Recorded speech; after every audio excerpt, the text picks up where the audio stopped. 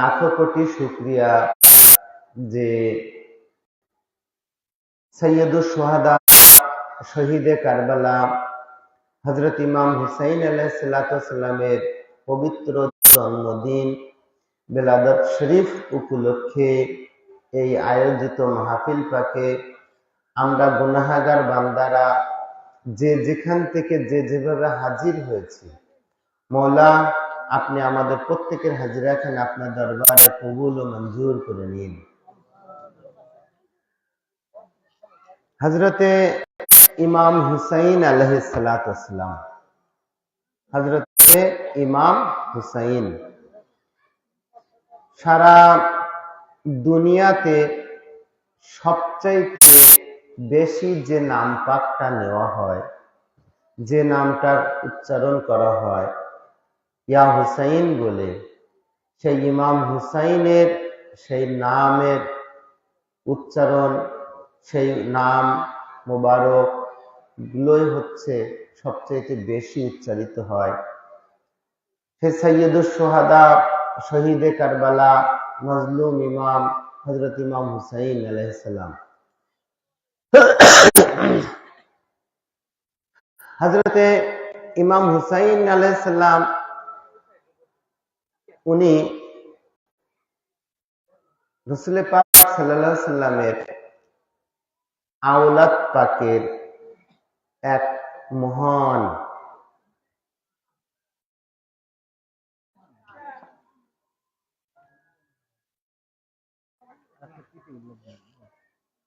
এখানে রাখবে কোথায়? এখানে রাখবে কোথায়? এখানে রাখার জায়গা নেই তো, এখন রাখার জায়গা নেই, পরে একটা টি টেবিল এনে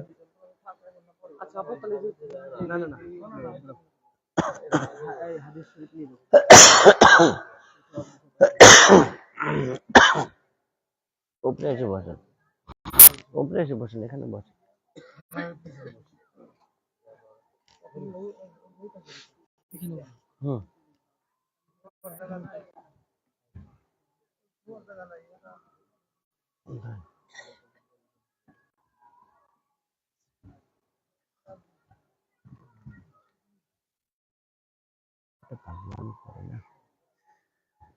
তো যে কথাটা বলছিলাম, হযরত ইমাম হুসাইনের জন্মের কিছুদিন আগে ওনার এক চাচি হযরত উম্মুল ফদল উনি স্বপ্নে দেখলেন রাসূল পাক সাল্লাল্লাহু আলাইহি সাল্লামের নিয়ে একটা স্বপ্ন দেখলেন।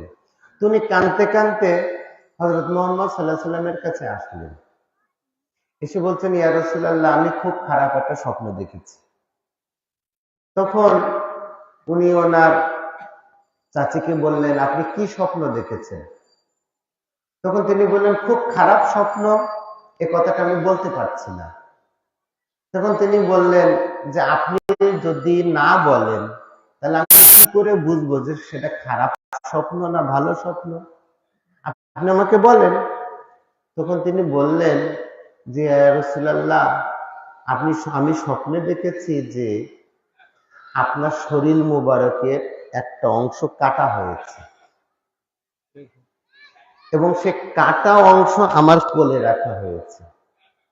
তখন তিনি বললেন, আপনি একটা অতি উত্তম স্বপ্ন দেখেছেন। তো বললেন কি? তো বলছেন যে এই যে হযরতে ফাতেমা জাহরা সালামুল্লাহ আলাইহা তিনি অচিরেই একটা পুত্র সন্তানের মা হতে চলেছেন। আল্লাহ পাক ওনাকে একটা পুত্র সন্তান দিবেন। সর্বপ্রথম আপনাকে আপনার কোলে ওনাকে রাখা হবে, এটা আপনি এইভাবে দেখেছেন। তো যথাসময় ওনার বেলাদাত শরীফ হলো, মা খাতুনে জান্নাত পাকের ঘরে এই ছোট ইমাম পাক হযরত ইমাম হুসাইন আলাইহিস সালাম জন্মগ্রহণ করলেন। উনি আসলেন দুনিয়াতে, তো উনি সর্বপ্রথম কোলে নিয়েছিলেন। তো কোলে নেওয়ার পরে হুজুর বাহিরে দাঁড়িয়েছিলেন, হুজুর ঘরের বাহিরে দাঁড়িয়েছিলেন, অপেক্ষা করতেছিলেন। তো উনি বাইরে এসে সংবাদ দিলেন, ইয়া রাসূলুল্লাহ, আপনার কথা মোতাবেকই ওনার একটা পুত্র সন্তান জন্মগ্রহণ করেছে। তখন তিনি বললেন, কই দাও দাও, আমার সন্তানকে আমার কোলে দাও। তখন তিনি বলছেন যে আমার সন্তান। এখন ঘটনাটা হচ্ছে এই, উনি ওনার মেয়ের সন্তানকে নিজের সন্তান বলছেন। অর্থাৎ খাতুনে জান্নাত পাকের আওলাদ পাক হলে কি হবে, আল্লাহ পাক এই আওলাদ পাককে রসুলের পাকের বংশে ট্রান্সফার করে দিয়েছেন। অর্থাৎ বংশে রাসূলুল্লাহ সাল্লাল্লাহু আলাইহি সাল্লামের আওলাদ পাকের মধ্যে ওনাকে নিয়ে নিয়েছেন। এটা কোরআন শরীফেও লেখা আছে যে তাআলু নাদু আবনাআনা ওয়া আবনাআকুম, আপনি আপনার পুত্র সন্তানদেরকে ডেকে নেন। সেই পুত্র সন্তানরা হচ্ছেন ইমাম হাসান আর হুসাইন। ওনাদেরকে তিনি ডেকে নিতে বলেছেন। যাই হোক, ওনাকে কোলে নিতে চাবে। তখন ওনার চাচি বললেন, ইয়া রাসূলুল্লাহ, আপনি একটু অপেক্ষা করেন, আপনি একটু অপেক্ষা করেন, আমি একটু পাক সাফ করে নিয়ে আসি। আমি একটু কি করে নিয়ে আসি? পাক সাফ করে নিয়ে আসি। তখন হুজুর বললেন, তুমি তাকে কি পাক সাফ করবে, যাকে আল্লাহ পাক পাক সাফ করেই পাঠিয়েছেন। অর্থাৎ ওনারা আউয়ালে আখেরে জহেরে বাতেনে সদা সর্বদা সর্ব অবস্থায় কোরআন শরীফের ভাষা অনুযায়ী ওয়ায়ুতাহহিরাকুম তাতহীরা, পুত পবিত্র থেকে মহাপবিত্র, এবং পবিত্র ওনাদের থেকেই শুরু হয়। যারা ওনাদেরকে মানবে তারা পাক, আর যারা মানবে না তারা হাজার ওযু গোসল করলেও পাক হতে পারবে। ব্যাপারটা বুঝতে পেরেছেন? আমি আপনাদেরকে বুঝিয়ে দেব, ঘটনাটা হচ্ছে বুঝিয়ে দেব। তো ঘটনাটা হচ্ছে উনি জন্মগ্রহণ করেছেন ওনার কোলে। রাজা বাদশাদের ঘরে যখন আওলাদ আসে, সন্তান আসে, তখন বিভিন্ন প্রদেশ থেকে, রাজ্য থেকে, বিভিন্ন সাম্রাজ্য থেকে শুভেচ্ছা বার্তা আসে। এখন আওলাদ পাক এসেছে হযরত মুহাম্মদ মুস্তাফা সাল্লাল্লাহু আলাইহি ওয়াসাল্লামের ঘরে। তাহলে সর্বোচ্চ শুভেচ্ছা কোন জায়গা থেকে আসবে? আরশে মুআল্লা থেকে। আরশে মুআল্লা থেকে আল্লাহ পাক হযরত জিবরাইল আমিনকে বললেন, জিবরাইল তুমি যাও আমার হাবিবের ঘরে যাও, যে এই আওলাদ পাকের আগমনটাকে শুভ সংবাদ হিসেবে, খুশির সংবাদ হিসেবে দিয়ে আসো। এবং যাওয়ার সময় তুমি কারবালা হয়ে ঘুরে যাবে। কারবালা থেকে এক মুঠো মাটি নিয়ে হুজুরের হাতে দিয়ে বলবে যে এই আওলাদ পাককে আল্লাহ রব্বুল আলামিন তার কারবালার মাঠে কোরবানি করার জন্য কবুল করেছেন। তো উনি জিবরাইল আমিন আসতেছেন। জিবরাইল আমিন আসার সময় একটা ফেরেশতা ছিল, যে ফেরেশতা হযরতে আদম আলাইহিস সালামের জন্মের ৬০০০ বছর পূর্বে তিনি একটা কথা বলেছিলেন। সেই কথাটা হচ্ছে, মান মিসলি, আমার মতন কে আছে? তা সেই ফেরেশতার নাম হচ্ছে ফুতরাস ফেরেশতা। আপনারা নামগুলো শুনে নেন। সেই নামটা হচ্ছে ফুতরাস ফেরেশতা। হযরতে আদম আলাইহিস সালামের জন্মেরও ৬০০০ বছর পূর্বে তিনি বলেছিলেন, মান মিসলি, আমার মতন কে আছে? অর্থাৎ তিনি ইবাদত বন্দিগিতে, তিনি তার পরেশগারিতে, তিনি এক কর্তব্য পরায়ণেতে, সবকিছুতে তিনি অনেক দূর এগিয়ে গিয়েছিলেন। এগিয়ে যাওয়ার ফলে তিনি এই কথাটা বললেন। তো যখন এই কথা বললেন, শোনেন একটা কথা বলি, যে কোনো ইবাদত বন্দিগিতে অহংকার, যে কোনো অবস্থায় অহংকার আসলেই পতনটা সেখান থেকে শুরু হয়। যে কোনো ব্যক্তি হোক না কেন, সে যাই হোক না কেন, অহংকার বিন্দু পরিমাণ কাউরের অন্তরের ভিতরে ঢুকলে সেখান থেকেই ওই বিন্দু থেকে সিন্ধু হয়ে সে ধ্বংস হয়ে যাবে। তা আল্লাহ রাব্বুল আলামিন খুতরাজ ফেরেশতা কি করলেন? ওনার পাখাটা কেটে দিলেন। পাখা কেটে দিলেন। পাখাটা কেটে দেওয়ার ফলে ওনার এই যে নূরের পাখা যেটা ছিল, ওই পাখাটা কেটে দিলেন। কেটে দেওয়ার ফলে ওনাকে একটা পাহাড়ের উপরে রেখে দিলেন। রেখে দেওয়ার পরে হযরতে ৬০০০ বছর পরে হযরত আদম আলাইহিস সালাম সৃষ্টি হলো। এটা কিন্তু আমি আপনাদের একটা ইতিহাস বলছি। সেই ৬০০০ বছর পরে একটা আদম আলাইহিস সালাম তৈরি হলেন। আদম আলাইহিস সালাম তৈরি হওয়ার পরে ইবলিসকে সেজদা করার হুকুম হলো, সবাইকে সেজদা করার হুকুম হলো। ইবলিস মালাউন অভিশপ্ত হয়ে গেল। তারপরে কি হলো? তিনি জান্নাতে গেলেন, জান্নাত থেকে আবার দুনিয়াতে আসলেন। ওনাদের তওবা কবুল হতে আরো ৩৫০ বছর হয়ে গেল। এর মধ্যে হযরত আদম আলাইহিস সালাম দুনিয়া থেকে চলে গেলেন। হযরত নূহ আলাইহিস সালাম আসলেন, হযরত দাউদ আলাইহিস সালাম আসলেন, ইয়াকুব আলাইহিস সালাম আসলেন, ইউসুফ আলাইহিস সালাম আসলেন। বিভিন্ন নবীরা আসতে আসতে আসতে আসতে আসতে ঈসা আলাইহিস সালাম আসলেন, হযরত মুহাম্মদ সাল্লাল্লাহু আলাইহি সাল্লামও আসলেন। কিন্তু ওই ফেরেশতা চুপ করে ওখানে বসেছিল। কোনদিন সে আল্লাহ পাকের কাছে আসেনি, কোন নবীর কাছেও আসেনি, ওসিলাও ধরেনি, চুপ করে বসে আছে। এখন এই বিশাল একটা সময় চলে গেল। হযরতে আলী আসলেন, মা ফাতেমা আসলেন, ইমাম হাসান আসলেন, খুতরাজ আসেনি দরবারে, কোন নবীর দরবারেও আসেননি। না আসার ফলে তিনি যখন জিবরাইল আসতেছিল, আসার সময় এই খুতরাজ উঁচু করে হাত উঁচু করে দাঁড়ালো, জিবরাইল আজকে তুমি দাঁড়াও। তখন জিবরাইল বললেন যে তোমার সাথে আমার কত পুরাতন একটা বন্ধুত্ব ছিল, এতদিন তোমার সাথে দেখা হয়, যায় আসি, তোমার সাথে আমি কথা বলতে পারি না, আজকে তুমি আমাকে ডাকলে কেন ভাই? তুমি তো আল্লাহর একটা শাস্তির মধ্যে রয়েছো। তখন তিনি বললেন, আজকে আমার তবিব এসেছে, আমার ডাক্তার এসেছে, আমার শেফাকারী এসেছে,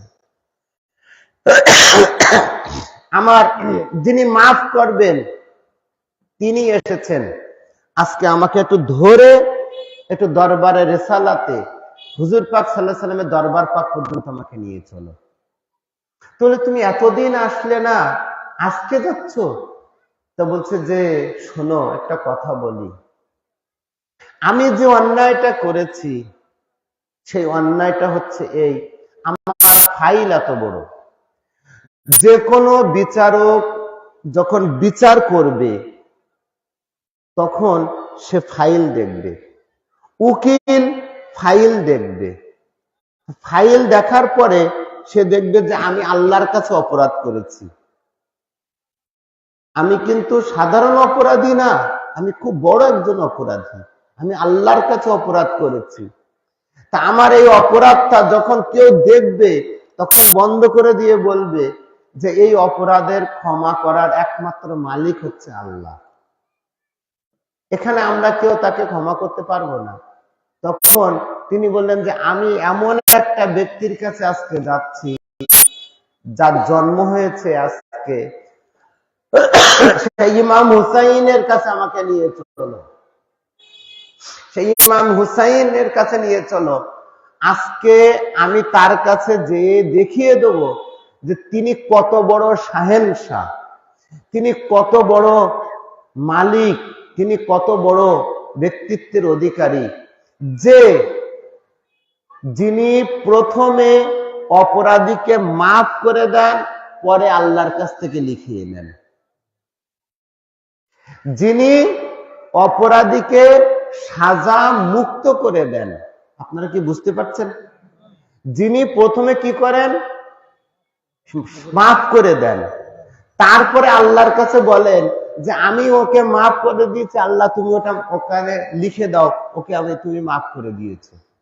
এর নাম হচ্ছে ইমাম হুসাইন, এর নাম হচ্ছে ইমাম হুসাইন। তো বলছে যে আমি আজকে ওনার কাছে যাব, দুনিয়াকে দেখিয়ে দেব যে আরশের অপরাধীকে, কোন জায়গার অপরাধী? আরশের অপরাধীকে জমিনে বসে যিনি মাফ করতে পারেন, দুনিয়াতে এসে যিনি মাফ করতে পারেন, তিনি হচ্ছেন ইমাম হুসাইন। আপনারা বুঝতে পারছেন? বুঝে নিতে হবে, ঘটনাটা আমাদের কাছ থেকে বুঝে নিতে হবে। তো তিনি আসলেন, আসার পরে রাসূল পাক সাল্লাল্লাহু আলাইহি ওয়াসাল্লামের দরবারে আসলেন, এসে বলছেন যে ইয়া রাসূলুল্লাহ, আপনাকে আল্লাহ পাক সালাম দিয়েছেন, দরুদ এবং সালাম পাঠিয়েছেন, আপনার ঘরে আওলাদ পাক এসেছে। তো এই আওলাদ পাকের খুশিতে আল্লাহ রাব্বুল আলামিন আপনাকে এই কথা বলতে চান যে এক মুঠো মাটি আমি কারবালার থেকে এনেছি, এই নেন মাটিটা। তিনি তখন কারবালার থেকে মাটিটা তিনি শুকলেন, শুকে তিনি বললেন, এর থেকে কার্ব ও বালার গন্ধ পাওয়া যাচ্ছে। ব্যথা, বেদনা, বালা, মুসিবত, দুঃখ, কষ্ট, যন্ত্রণার গন্ধ পাওয়া যাচ্ছে। তখন তিনি কি করলেন? বললেন এই মাটিটা হযরত উম্মে সালমার কাছে দিলেন, আপনি এটা রেখে দেন, রেখে দেন। এই মাটিটা একটা কাচের পাত্রের মধ্যে শিশিতে ভরে রাখেন। যেদিন দেখবেন যে এই মাটিটা রক্তে পরিণত হয়েছে, সেই দিন মনে করবেন আমার হুসাইন শহীদ হয়ে গিয়েছে। তো তিনি দুনিয়াতে আসলেন, রসুলের কোলে তার মাটি দিলেন। আর সেই মাটিটা কি হলো? মাটিটাকে বলছেন যেদিন এটা রক্ত হয়ে যাবে, মাটি যেদিন রক্ত হয়ে যাবে, সেই দিন হুসাইন শহীদ হয়ে যাবে। তাহলে শহীদ হবেন কারবালাতে, মাটি কেন এখানে রক্ত হয়ে যাবে? মাটি এই কারণে রক্ত হয়ে যাবে, মাটিটাও নিজেকে ইমাম হুসাইনের রঙে রঞ্জিত হওয়াটাকে পছন্দ করছে। তো হযরত ইমাম হুসাইন আলাইহিস সালাতু ওয়াস সালাম যখন তিনি কি করলেন, তিনি কোলে, ওনার রাসূল পাকের কোলে ছিলেন, ঠিক সেই সময় হযরত জিবরাইল বিদায় নিবে। ঠিক সেই সময় সরকারে দু আলম হুজুর পাক সাল্লাল্লাহু আলাইহি ওয়াসাল্লাম বললেন, জিবরাইল তুমি একটা মেহমান নিয়ে এসেছিলে আমাদের দরবারে, আর এই মেহমান কে তুমি আমাদের সাথে দেখা না করেই চলে যাচ্ছ। তখন তিনি বললেন, হুজুর আপনার এই কথাতে আমি ভুলে গিয়েছিলাম। তা বললেন, ফুতরাজকে ঘরের মধ্যে ডাকো। ফুতরাজ ঘরের মধ্যে চলে আসলো। চলে আসার সাথে সাথে উনি দাঁড়ালেন হুজুরের সামনে। হুজুরের সামনে দাঁড়ানোর সাথে সাথে ফুতরাজকে বললেন, ফুতরাজ তুমি ইমাম হুসাইনের এনার যে ছোট্ট কদম মোবারক ছিল কোলের উপরে শোয়া, হুজুরের কোলের উপরে, ঠিক তিনি বলছেন যে ফুতরাজ হুজুর ইমাম হুসাইনের পা কদম মোবারকটাকে তুমি এ করে নাও, কি করে নাও, তোমার ডানা যেখানে আছে না ওইখানে একটু মাসহ করে নাও, অর্থাৎ স্পর্শ করে নাও। সাথে সাথে কি হলো, হযরত ফুতরাজ তিনি ওই ইমাম হুসাইনের পায়ের স্পর্শে যখন করালেন, সাথে সাথে তার পিঠে দানা গজিয়ে গেল। এবার বলেন, ইমাম হুসাইনের পায়ের স্পর্শে আল্লাহর আরশের মুজরিম ফরশে বসে মাপ পায়, দুনিয়াতে বসে মাপ পায়, এবং তার নূরের পাখা গজিয়ে যায়, সে তার নাম হচ্ছে ইমাম হুসাইন আলাইহিস সালাম। আপনারা যারা খুশি তাকে জিজ্ঞাসা করেন যে ফেরেশতাদের নামের শেষে সবাই আলাইহিস সালাম বলে, সবাই আলাইহিস সালাম বলে। তো ফেরেশতাদের নামের শেষে যদি আলাইহিস সালাম হয়, তাহলে এইবার বলেন, যার পায়ের স্পর্শে নূরের পাখা গজিয়ে যায়, সে কোনোদিন রাদিয়াল্লাহু আনহু হয়? বুঝতে পারছেন? আপনাদের বুঝিয়ে দেবো, সে কোনদিন রাদিয়াল্লাহু আনহু হয়? তো ওই ফেরেশতারা তার পায়ের স্পর্শে মাপ পাচ্ছে, তাহলে তাদের অবস্থানটা কোথায়? ফেরেশতারা মাপ পাচ্ছেন। তো এখন ঘটনাটা হচ্ছে যে আমরা আল্লাহ পাকের রহমত কামনা করি, আমরা আল্লাহ পাকের যে রহমতের বৃষ্টি কামনা করি, আল্লাহ পাক সরাসরি এই রহমতটা দেন না, একটা ফেরেশতার মাধ্যমে দেন, তার নাম হচ্ছে মিকাইল। আল্লাহ রাব্বুল আলামিন এই কোরআন নাজিল করেছেন, সেই কোরআন নাজিল করার ফেরেশতার নাম হচ্ছে কি? জিবরাইল, মিকাইল, রেজওয়ান, ইসরাফিল, আজরাইল, রূহ কবজ করেন আজরাইলে। এখন এদের তো প্রত্যেকের তো কাজ আছে, তা আল্লাহ পাকের কাজগুলো ফেরেশতারা কাজ করে, আর এই ফেরেশতারাই আহলে বাইত পাকের দরবারে এসে গোলামি করে। আমি আপনাদেরকে আরো একটু ভালো করে বুঝিয়ে দিই। বিষয়টা হচ্ছে এই, আপনারা কোরআন শরীফ তো পড়েছেন, অনেকে পড়েননি বা পড়েছেন, এতটুকু তো শুনেছেন, হযরতে মূসা আলাইহিস সালামের সময় আসমান থেকে খাবার আসতো, সেই খাবারের নাম কি? মায়েদা। এবং কোরআন শরীফে একটা সূরা আছে, সেই সূরার নাম হচ্ছে সূরা মায়েদা। তা আরশ থেকে যে নবীর উম্মতের জন্য খাবার আসতো, সেই নবীর নাম হচ্ছে হযরতে মূসা আলাইহিস সালাম। সেই নবীর নাম কি? হযরতে মূসা আলাইহিস সালাম। তার উম্মতের জন্য খাবার আসতো। হযরতে বিবি মরিয়মের নাম শুনেছেন? হযরতে ঈসা আলাইহিস সালামের মা, ওনার জন্য খাবার আসতো আসমান থেকে। তো যখন খাবার আসতো, হযরতে বিবি মরিয়মের জন্য খাবার আসতো, তখন কিন্তু জিবরাইল নিয়ে আসতেন। জিবরাইল নিয়ে এসে সরাসরি ওনার ঘরে দিয়ে আসতেন, হুজরা শরীফের মধ্যে দিয়ে আসতেন, বাইতুল মুকাদ্দাসের ভিতরে উনি থাকতেন, ওনার ঘরে যেয়ে দিয়ে আসতেন। সূরা মরিয়মে আছে।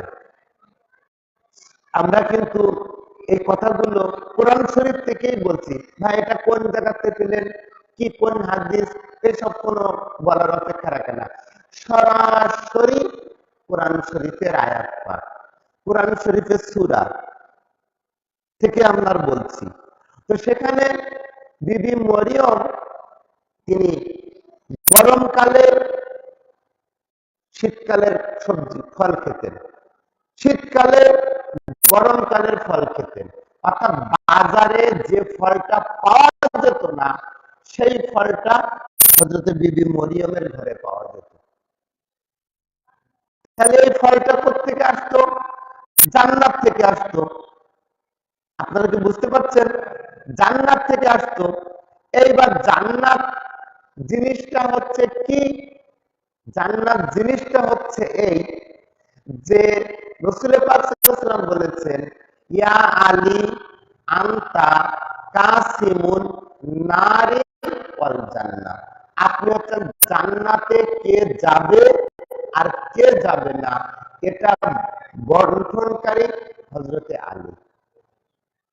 এবার আসেন, আল্লাহ রাসূল বলছেন, দুনিয়াতে মানুষ যদি আলী ইবনে আবু তালিবের বেলায়েতের ব্যাপারে এক হতো, তাহলে আল্লাহ পাক কোনদিন জাহান্নাম তৈরি করতেন না।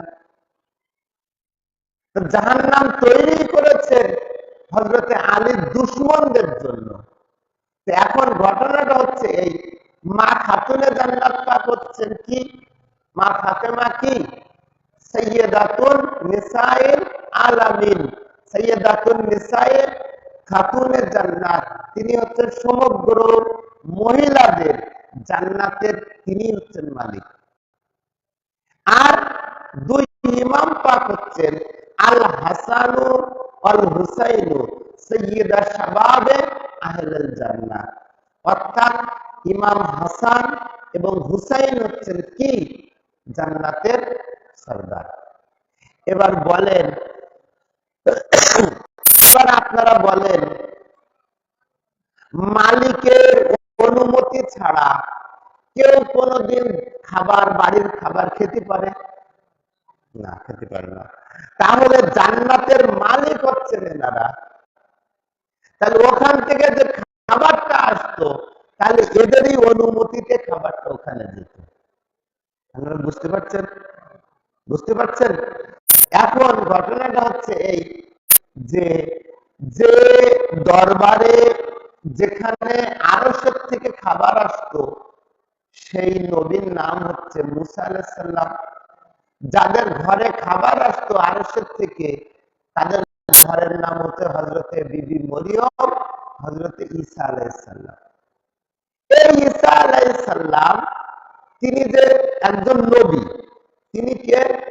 একজন নবী, একজন রাসূল এবং একজন পয়গম্বর। তার সম্পর্কে কোরআন শরীফে লেখা আছে। কোরআন পাক, এখান থেকে কিন্তু সবাই বাহিরে কিন্তু মাইকের আওয়াজ আছে, 2-5 জন জ্ঞানী গুণী লোক শুনছেন। শুধু যে আপনারাই শুনছেন তা কিন্তু না, সবাই শুনছে।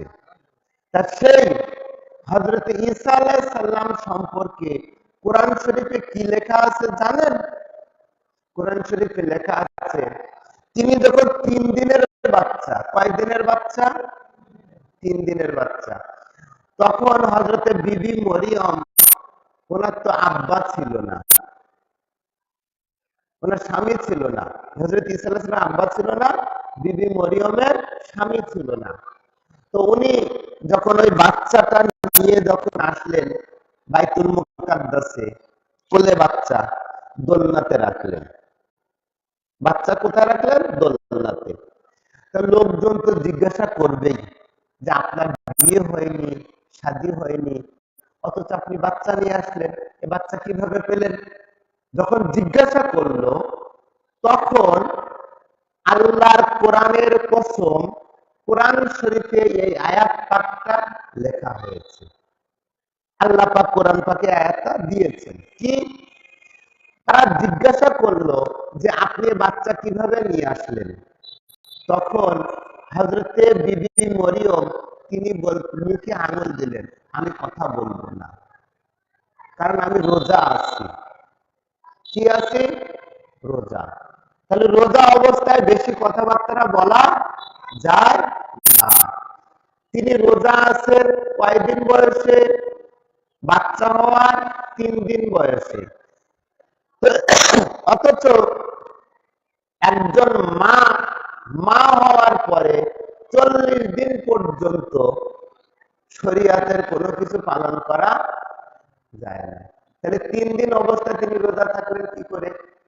অর্থাৎ নবীর পরিবার সদা সর্বদা সর্ব অবস্থায় পবিত্র। এটা মেনে নিয়েছেন আপনারা? কোরআন শরীফে লেখা আছে এই ঘটনাটা। যদি বিবি মরিয়মের 3 দিন অবস্থায় তিনি রোজা থাকতে পারেন, শরীয়ত পালন করতে পারেন, তাহলে নবীর আহলে বায়ত পাকের ব্যাপারে, আমাদের পবিত্রতার ব্যাপারে আল্লাহ রাব্বুল আলামিন সাক্ষী আছে, আমাদের কোনো সন্দেহ নেই। আপনাদের আছে কিনা আমি জানি না। এখন ঘটনাটা হচ্ছে এই, তিনি বললেন আমি রোজা আছি, এই বাচ্চার কাছে জিজ্ঞাসা করো। 3 দিনের বাচ্চা জিজ্ঞাসা করতে বলছেন। কোরআন শরীফের আয়াত আমি পড়ে শোনাচ্ছি। ফাআশারাত ইলাইহি, আশারাত মানে কি? ইশারা করা। ফাআশারাত ইলাইহি, ইশারা করলেন বাচ্চার দিকে। তখন লোকেরা বলল, ক্বালু, তারা বলল, কাইফা নুকাল্লিমু মান কানা ফিল মাহদি সাবিয়ান, আমরা কি রূপে কথা বলবো, আমরা কিভাবে কথা বলবো যে 3 দিনের বাচ্চা তার সাথে আমরা কিভাবে কথা বলবো?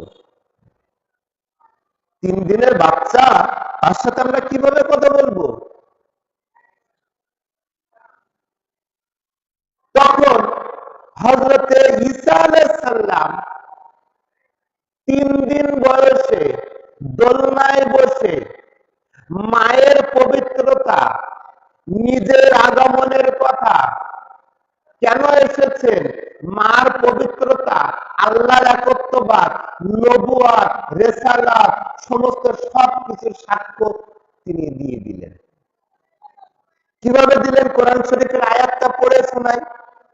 কোরআন শরীফের আয়াতের পরে কি আপনারা বলবেন যে আপনারা এই দলিলটা কোথা থেকে পেলেন? আর বলবেন আর তো বলার সুযোগ নেই। কোরআন শরীফের আয়াত হচ্ছে শেষ দলিল। এবার হযরত ঈসা আলাইহিস সালাম পাক জবান দিয়ে খুলে বললেন, কালা ইন্নী আব্দুল্লাহ, আমি আল্লাহর বান্দা, আতানিয়াল কিতাবা, আমি কিতাব নিয়ে এসেছি, ওয়া জাআলানি নবিয়ান, এবং আমি নবী হয়েই পয়দা হয়েছি। আপনারা বুঝতে পেরেছেন?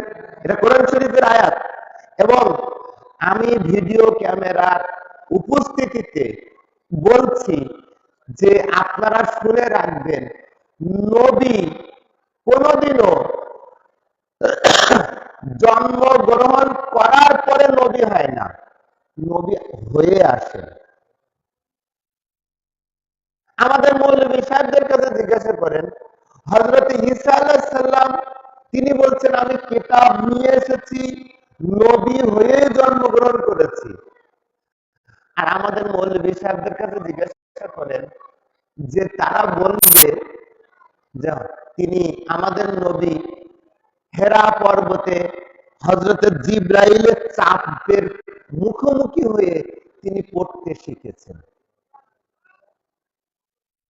তিনি তার 40 বছর পরে নবী হয়েছেন। যান আপনি যে কোনো মৌলবীর কাছে জিজ্ঞাসা করেন। কিন্তু কোরআন তো বলছে তা না। কোরআন বলছে আমি নবী হয়ে জন্মগ্রহণ করেছি, আমি কিতাব নিয়ে এসেছি। কিন্তু ঈসা নবীর উম্মতেরা কিন্তু অবিশ্বাস করেনি। না, আপনি সত্যি কথা বলেছেন। ছোট্ট 3 দিনের বাচ্চা বলছে। এখন ঘটনা হচ্ছে এই যে হযরত ঈসা আলাইহিস সালাম, এই ঈসা আলাইহিস সালাম আল্লাহ পাক ওনাকে আসমানে তুলে নিয়েছে সাক্ষী রাখার জন্য। কি রাখার জন্য? সাক্ষী রাখার জন্য। এই আলে মুহাম্মাদের বংশের আখেরি ইমাম, কোন ইমাম? শেষ ইমাম। নাম কি? হযরত ইমাম মাহদী। ওনাকে যেদিন ওই কাবাতে ওই ঘরে নিয়ে যাওয়া হবে। কোন ঘরে? যে ঘরে বসে ঈসা আলাইহিস সালাম বলেছিলেন আমি নবী হয়েই জন্মগ্রহণ করেছি, আমি কিতাব প্রাপ্ত নবী, আমি আল্লাহর বান্দা, আমি আল্লাহর পুত্র না, আল্লাহর বেটা না। সেই ঘরে আমার এই ইমাম হুসাইনের বংশে, এই মা খাতুনে পাকের বংশে, হযরত আলীর বংশে এবং মুহাম্মদ রাসূলুল্লাহর বংশে এই ইমাম মেহেদী যে সময় উপস্থিত থাকবে তখন সারা দুনিয়ার লোক থাকবে, বিরাট লোক থাকবে। তখন ঈসা নামবেন, নামার পরে তখন তিনি বলবেন যে তুমি এবার বলো, তুমি এবার বলো যে আহলে বাইত পাকের মর্যাদা বেশি না নবীদের মর্যাদা বেশি? যদি তোমাদের মর্যাদা বেশি হয়ে থাকে তাহলে আমি ইমাম মাহদী এখানে বসে আছি, তুমি ঈসা নামাজ পড়িয়ে দেখিয়ে দাও যে তোমার মর্যাদা বেশি। তাহলে ইমামতি কে করবে? তখন হযরত ঈসা আলাইহিস সালাম বলবেন মা খাতুনের জান্নাত পাক, মা ফাতেমাতুজ জাহরার আওলাদ পাকের উপস্থিতিতে কোন নবী নামাজ পড়াতেই পারবে না। আপনি ইমাম আর আমি হচ্ছে আপনার মুক্তাদি। যিনি কোরআন শরীফে বলছেন আমি নবী হয়ে পয়দা হয়েছি, কিতাব নিয়ে এসেছি, তিনি হযরতে মা খাতুনে জান্নাত পাকের শেষ আওলাদ পাকের কাছে তিনি পিছনে দাঁড়িয়ে ইক্তেদা করবেন। এইবার বলেন যে আপনারা বলেন ইমাম হাসান রাদিয়াল্লাহু আনহু, ইমাম হুসাইন রাদিয়াল্লাহু আনহু, মা ফাতেমা রাদিয়াল্লাহু আনহা, হযরত আলী রাদিয়াল্লাহু আনহু, এবার আসেন, এবার বলেন আপনারা যার প্রথমে, যার বাপ দাদা প্রথমে রাদিয়াল্লাহু আনহু আপনারা বলছেন, তার শেষ বংশ যে সময় ওই বাইতুল মুকাদ্দাসে আসবেন, সেই বাইতুল মুকাদ্দাসে আসার পরে যার পিছনে মুসল্লি হবেন আলাইহিস সালাম, মুসল্লি কি আলাইহিস সালাম, তার ইমামের লকব কোনদিন রাদিয়াল্লাহু আনহু হয়? আপনারা কি বুঝতে পারছেন কিনা আমি ঠিক জানি না।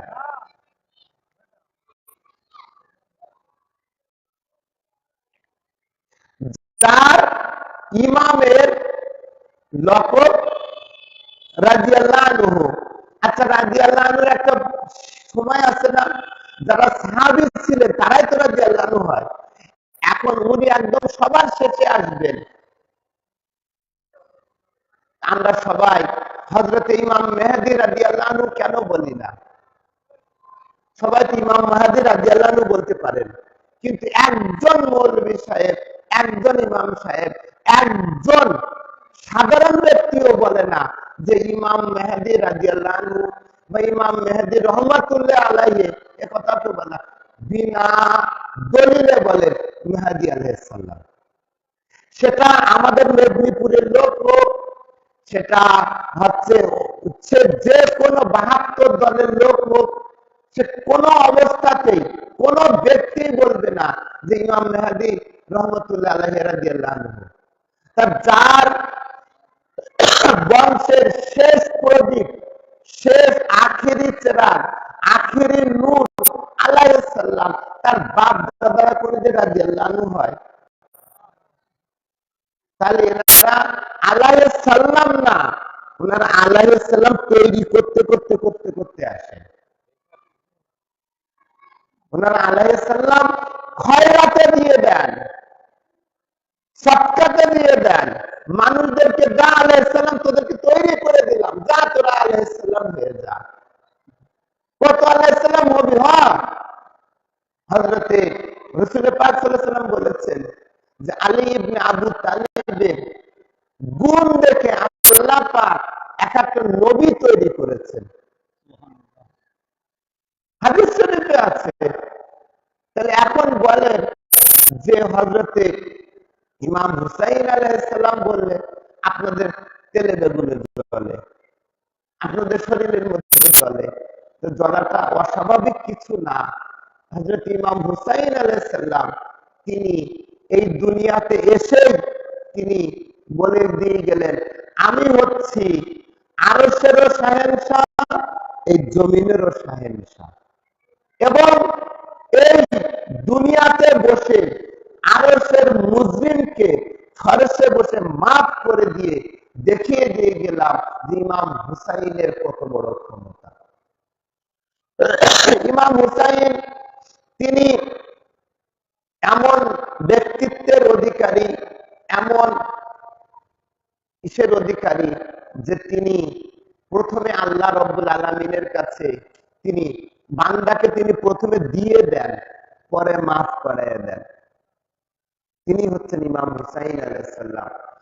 তো হযরতে ইমাম হুসাইন তিনি ছোট ছোট পায়ে যখন হাঁটতে শিখলেন, তো একটা জিনিস বোঝার চেষ্টা করেন আপনারা, আমরা এই যে আমরা মুখে দাড়ি রেখেছি, সুন্নতি জামা গায়ে দিয়েছি, মাথায় টুপি পরেছি, পাগড়ি পরেছি, বিভিন্ন জামা গায়ে আতর মাখি, খাওয়ার পরে মিষ্টি খায়, তখন বলেন যে ভাই এগুলো কোথা থেকে পেলেন? এগুলো নবীর সুন্নাত। কিসের সুন্নাত? নবীর সুন্নাত।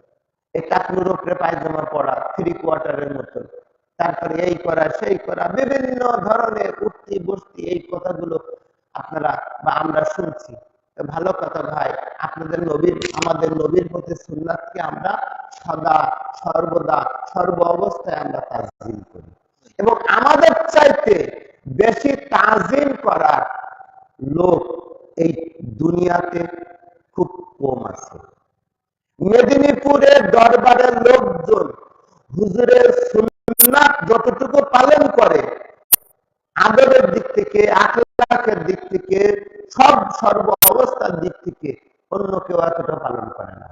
বর্তমান সাজ্জাদা নশীন হুজুর পাক হযরত সৈয়দ শাহ ইয়াসুব আলী আল কাদরি, তিনি হচ্ছেন এতটাই অপছন্দ করেন, কোন ব্যক্তি যদি দরবারের ভিতরে দাঁড়িয়ে পানি পান করেন, তাকে তিনি খুব কড়া ভাষায় বলে দেন যে খবরদার, কেউ দাঁড়িয়ে পানি পান করবে না।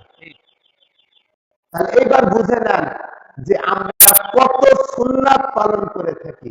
আর সুন্নাত তো এনাদের ঘরের কথা, সুন্নাত এদের ঘরের কথা।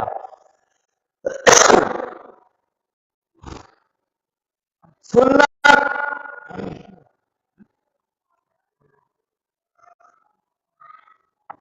সুন্নাত এনার নানার কথা,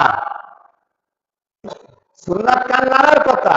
ইমাম হাসান হুসাইনের নানার কথা, নাম হচ্ছে সুন্নাত। এখন একটা বোঝার চেষ্টা করেন যে যে নবীকে নিয়ে যাওয়ার জন্য আরশের থেকে বোরাক আসে, যার সফরের নাম কি? মেরাজ।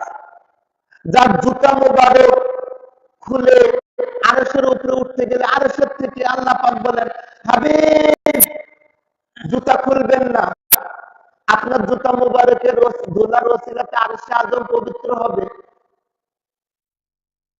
সেই নানার বুকের উপরে যিনি বসে মদিনার রাজপথে ঘুরে বেড়ায়, মদিনার কোথায় ঘুরে বেড়ায়? রাজপথে। দুই ইমাম পাক বুকের উপরে, এই বুকের উপরে দুই ইমাম পাক, দুইজন রাসূল পাকের বুকের উপরে শুয়ে থাকতেন। তাহলে এইবার বলেন, যার নানার পায়ের জুতা মোবারকের ধুলা মোবারকের ওসিলাতে আরশে আজিমের পবিত্র হয়, আরশে আজিম বলে যে আপনার ধুলা মোবারক, জুতা মোবারকের ধুলা মোবারক আমার প্রয়োজন। আর সেই দুই ইমাম পাক যখন বুকের উপরে থাকেন, তাহলে তাদের মর্যাদাটা আমি আপনি এই নাপাক জবানে আল্লাহ মাফ করুক, আল্লাহ মাফ করুক, আল্লাহ মাফ করুক, আমাদের জবান দিয়ে বাইর হবে না। ওনাদের ইজ্জত এবং তাজিম যে জিনিসটা, সেটা আমাদের মতন নাপাক জবান দিয়ে ওনাদের তাজিম সত্যিকার অর্থে বাইর করতে পারি না। আমরা শুধু গোলামের গোলামের গোলামও হওয়ার যোগ্যতা রাখি না। ইমাম হুসাইনের গোলামের গোলামের গোলামের গোলামও হওয়ার যোগ্যতা রাখি না।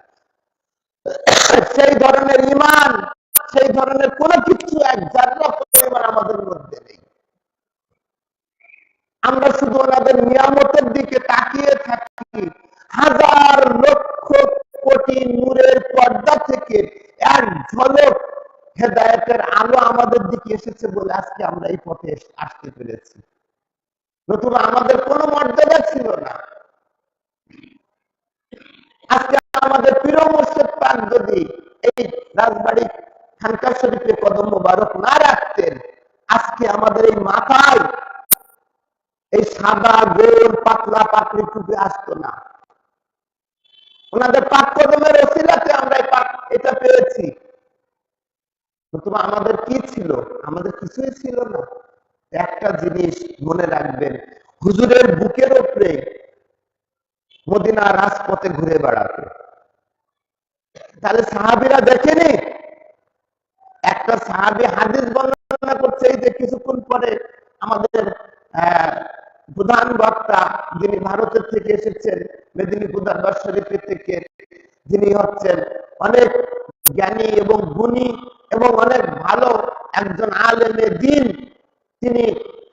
আপনাদের সামনে বিভিন্ন হাদিস শরীফ নিয়ে আসবেন। এই হাদিস শরীফ গুলো বর্ণনা করেছেন, তা আপনারা সেই সমস্ত সাহাবীরা বা সেই সমস্ত বর্ণনাকারীরা তারা কি কোনোদিনও রাসূলুল্লাহর বুকের উপরে দুই শাহজাদা পাককে দেখেননি? দেখেছেন, কিন্তু বলেননি, বলেননি। তারপরেও আমি আপনাদেরকে বলে যাচ্ছি, আপনারা আহলে বায়াতের মর্যাদাটা খুঁজে পাচ্ছেন না। আমি দেখাই দেব, আমি কিন্তু হচ্ছেন একজন টিচার। এই আপনাদের এই ওয়াজ নসিহত করা আমার প্রফেশন না, এই কারণে আমরা পারিও না, ভালোভাবে ওয়াজ করতে পারি না। কারণ আমরা হচ্ছে বাচ্চাদেরকে পড়াই, না পারলে বুঝাই, না বুঝলে আরো বোঝানোর চেষ্টা করি। এটা হচ্ছে আমাদের কাজ। এই যে আমরা যারা ওয়াজ করে তারা ম্যাক্সিমাম, এই যে আপনারা ও শুনলেন হয়তো ভুলে যাবেন অথবা মনে রাখবেন, কিন্তু আপনার একটা বাচ্চা এখানে হাত দিয়ে বলেন, ওকে আঙুল ধরে ধরে লেখাপড়া শেখায় এই শিক্ষকেরা। ডিসি হবে, এসপি হবে, আর্মি হবে, ডাক্তার হবে, ইঞ্জিনিয়ার হবে, সর্বপ্রথম লেখাপড়া শিখাইছে এই শিক্ষকেরা।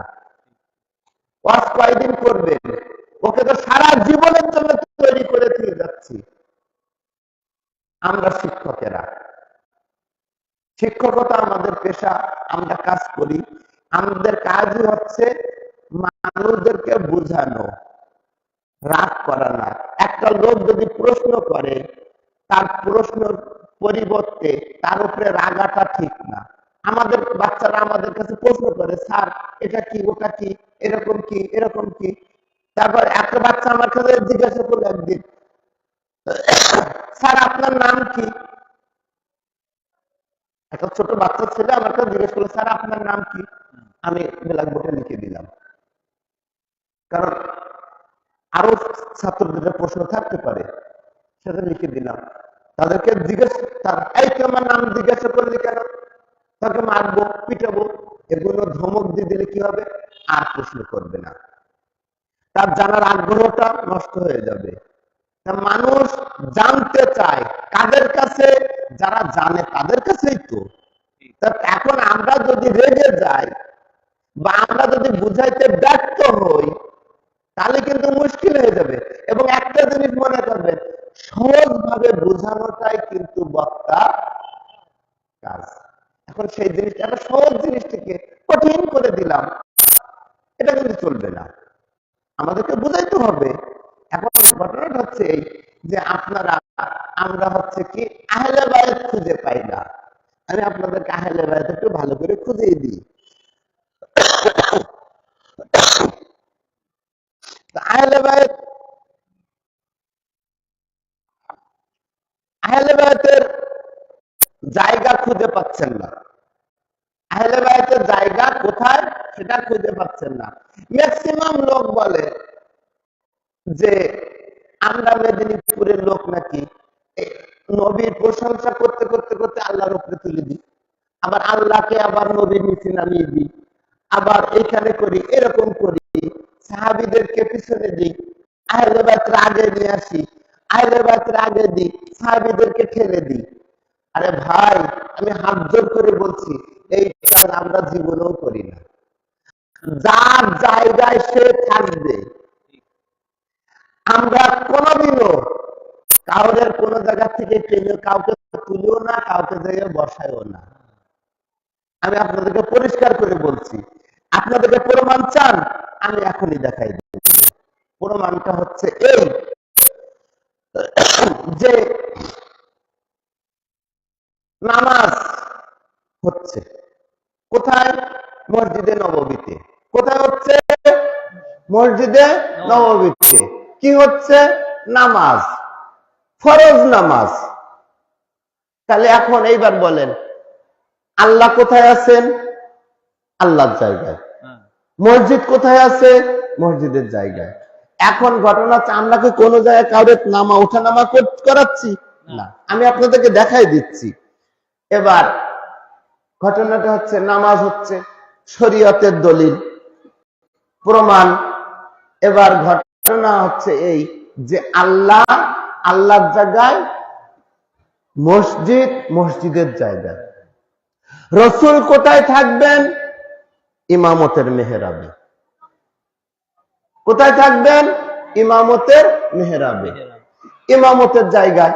তাহলে এখন আমরা কি আল্লাহর জায়গায় ওনাকে নিয়ে গিয়েছি? ওনাকে জায়গায় আল্লাহকে বলছি নাকি যে আপনি ইমামতি করেন? এই সমস্ত তো নেই। তাহলে আল্লাহর জায়গায় আল্লাহ আছেন, রসুলের জায়গায় রসুল আছেন, ইমামতের জায়গায় ইমামত আছে। তাহলে নামাজ শেষ, নামাজ তো চলছে। এইবার ঘটনাটা হচ্ছে এই, সব ঠিক আছে, এখন আহলে বায়াতকে কোথায় রাখবো আর সাহাবীদেরকে কোথায় রাখবো? তাই না? আহলে বায়াত কোথায় থাকবে আর সাহাবী কোথায় থাকবে, এই হচ্ছে ঘটনাটা।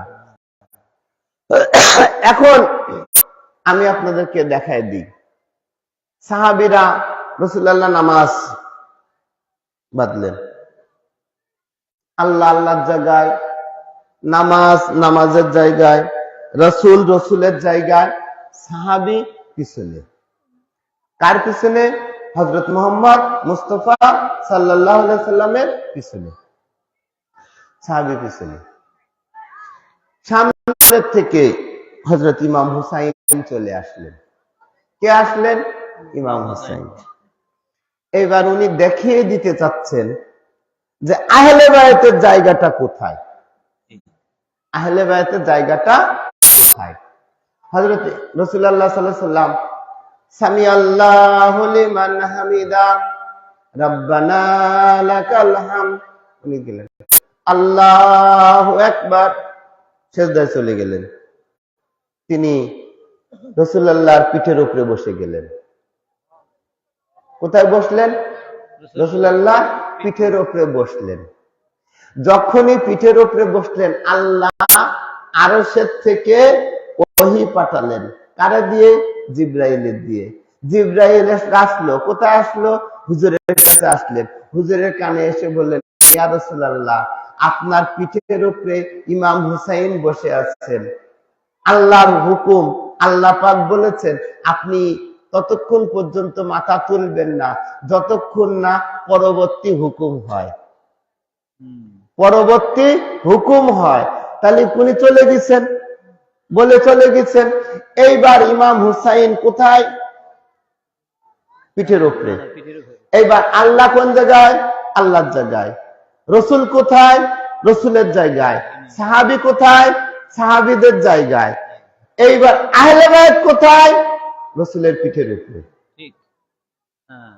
পুশতে রসুল। রসুলের কোথায়? পিঠ মোবারকের উপরে। এবার আহলে বায়াতের মর্যাদা নামাজের ভিতরে দেখানোর জন্য আল্লাহ বললেন যে অপেক্ষা করো, অপেক্ষা করো। কতক্ষণ?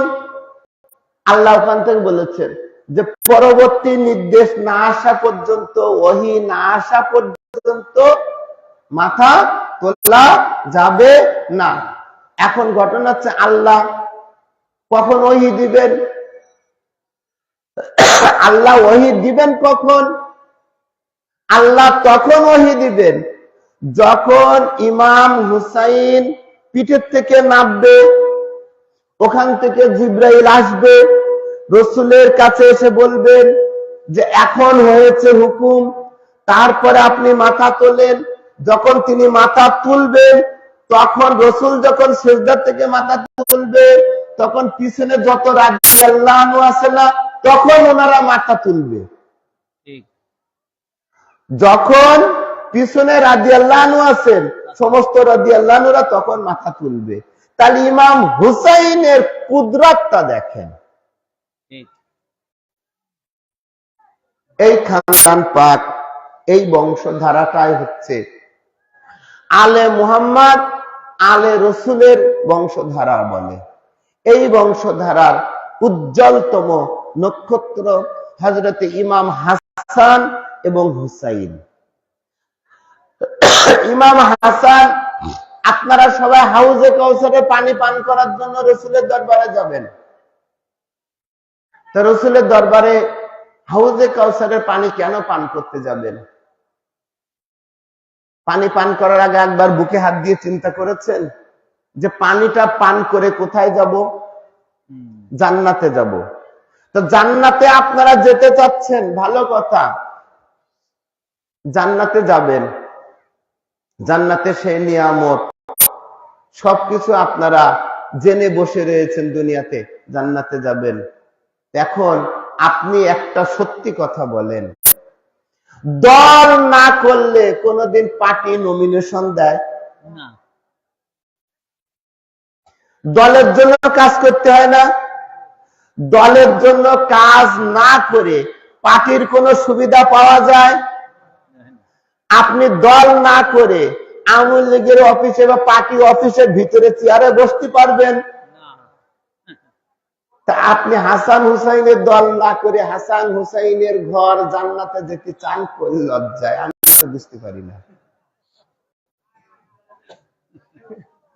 আপনি সরকারি রিলিফ পেতে চান, আপনি বিরোধী দল করেন, বাংলাদেশের যে বিরোধী দল করেন, আপনার কোনোদিনও সরকারি রিলিফ দেবে না, যতই আপনিও বাংলাদেশের লোক হোক না কেন। দল না করলে রিলিফ পাওয়া যায় না, আর আপনি জান্নাতের ওই সোনার তলায় ভাত পাবেন? এত সস্তা। দল না করলে যদি ওইটা না পাওয়া যায়, তাহলে আপনি এটা কিভাবে পেতে চান? হাসান হুসাইনের মহব্বত যদি ভালোবাসা না থাকে, আহলে বায়তের ভালোবাসা না থাকে, তাহলে আপনি যাবেন কি করে? রাসূলুল্লাহ বলেছেন আহলে বায়ত হচ্ছে নূহ আলাইহিস সালামের কিস্তির মতন, যে ওতে উঠবে সে নাজাত পাবে, আর যে উঠবে না সে নাজাত পাবে না। তাহলে এবার বলেন যে নাজাত হযরতে নূহ আলাইহিস সালাম তিনি আমল দেখে তিনি নৌকাতে তোলেননি, তিনি দেখেছিলেন নবীকে যারা ভালোবাসে তাদেরকে তিনি তুলেছিলেন। তো ঘটনাটা হচ্ছে এই যে আপনারা আমরা যে আজকে আমরা বলতে চাচ্ছি হাউজে কৌসারে পানি পান করব। তো যখন হাউজে কৌসারে পানি পান করবেন, কার হাতের থেকে পানি পান করবেন? হাসান হুসাইনের নানার হাত থেকে পানি পান করবেন। তা হাসান এবং হুসাইনের নানার হাতের থেকে পানি পান করার আগে কতজন লোক আছে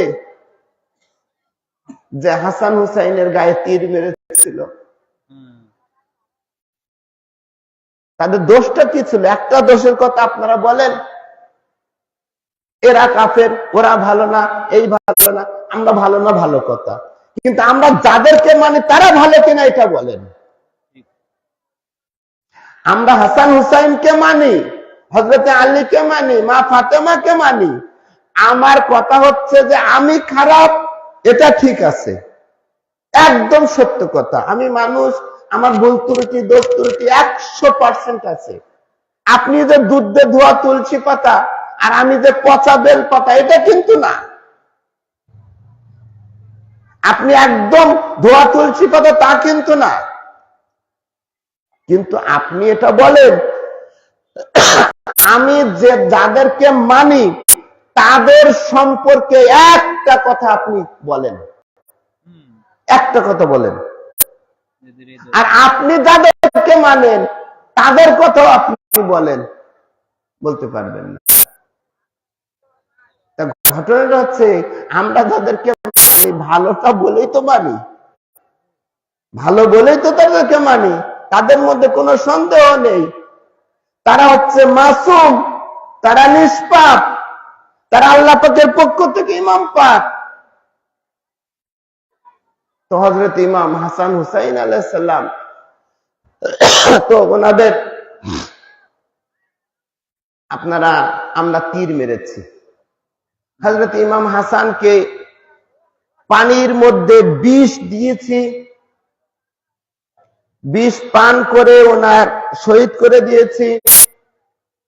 মানুষ জানাজা পড়তে চায়, জানাজা মসজিদে নববীর সামনে হযরতে ইমাম হাসান আলাইহিস সালামের জানাজার উপরে, লাশের উপরে তীর মারা হয়েছিল। হযরতে ইমাম হুসাইন এইভাবে হাত জোর করে করে বলেছিল, আর তীর মেরো না, আর তীর মেরো না, আর তীর মেরো না। আরে ওটা আমার ভাই হয়, আমার বড় ভাই, আমার বড় ভাই, আর তীর মেরো না, আর তীর মেরো না। আরে তোমাদের যদি এত তীর মারার শখ, কারবালাতে চলে এসো সবাই, আমি সেখানে দাঁড়িয়ে থাকবো, সেখানে তীর রোখার জন্য কোনো লোক থাকবে না। অন্তত পক্ষে আমার বড় ভাইয়ার গায়ে আমি বেঁচে থাকতে আর তীর মেরো না। হযরত ইমাম হুসাইন আলাইহিস সালাম হযরত ইমাম হাসানের শরীর মোবারক থেকে টেনে টেনে যে সময় তীর বের করছিলেন, কাফনের কাপড় ছিঁড়ে গোশতগুলো ছিঁড়ে যাচ্ছিল। তীর ঢুকলে কি হয়, তীর এভাবে ঢুকে ঠিকই, কিন্তু বাইর হওয়ার সময় গোশত ছিঁড়ে যায়। ওনার শরীর মোবারক ছিঁড়ে টুকরো টুকরো হয়ে গিয়েছিল, কাফনের কাপড় আর কাফনের কাপড় ছিল না। হযরত ইমাম হুসাইন আলাইহিস সালাম ওনাকে বাড়িতে নিয়ে এসে যে সময় সমস্ত তীরগুলো খুলে ফেলেছিলেন, ঘরের দরজাতে এসে বসে গেলেন। ইমাম হুসাইন বসে যে বলছেন যে, বোন, আর একটা কাফনের কাপড় দাও। তখন ওনার বোন বললেন, ভাইয়া, এই প্রথম শুনলাম একটা মানুষের দুটো কাফনের কাপড় লাগে। আমার বড় ভাইয়াকে একটা কাফনের কাপড় দেওয়া হয়েছিল, সেই কাফনের কাপড়টা তো বলছেন আমি বলতে পারছি না বোন যে কেন দুটো কাফনের কাপড় দরকার, শুধু এতটুকু বলছে আপনি দেন। তখন তিনি বলছেন যে আসমান থেকে 5টা কাফনের কাপড় এসেছিল, একটা নবী মুহাম্মদ রাসূলুল্লাহ সাল্লাল্লাহু আলাইহি সাল্লাম নিয়ে গিয়েছেন, একটা মা ফাতেমা খাতুনে জান্নাত পাক নিয়ে গিয়েছেন, একটা আব্বা মওলা মুশকিল কুশা নিয়ে গিয়েছেন, একটা ভাইয়া ইমাম হাসানকে দিয়ে দিয়েছি, আর একটা কাফনের কাপড় বেঁচে আছে, সেটা আপনার জন্য বাঁচিয়ে রেখেছি। তখন ইমাম হুসাইন যে কথাটা বললেন, পৃথিবীর ইতিহাসে এই কথাটার উপরে আর কোনো কথা হতে পারে না, এই কথার উপরে আর কোনো ইবাদত হতে পারে না, এই কথার উপরে কোনো ভ্রাতৃত্ব হতে পারে না। হযরত ইমাম হুসাইন বললেন,